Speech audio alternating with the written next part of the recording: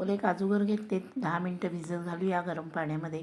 त्याच्यासाठी एक कांदा टॅमॅटो बारीक चिरून घेतला आहे. गॅसवर भांडं ठेवले. 2 चमचे तेल घालूया. कांदा घालून जरा परतून घेऊया. त्यावरती टॅमॅटो घालूया. त्याच्यावर मीठ घालून मिक्स करूया आणि झाकण ठेवून टॅमॅटो चांगला 2 मिनटं शिजवून घेऊया.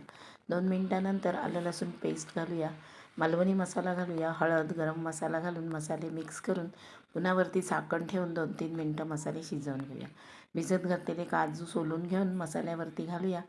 1 चमचा वाटलेलं वाटण घेतले कांदा खोबऱ्याचं, ते घालूया. अर्धा ग्लास पाणी घालून 7-8 मिनटं काजू शिजवून घेऊया. मस्त काजू मसाला तयार झालेला आहे. वरून कोथिंबीर घालून सर्विंग बाउलमध्ये काढून घेऊया.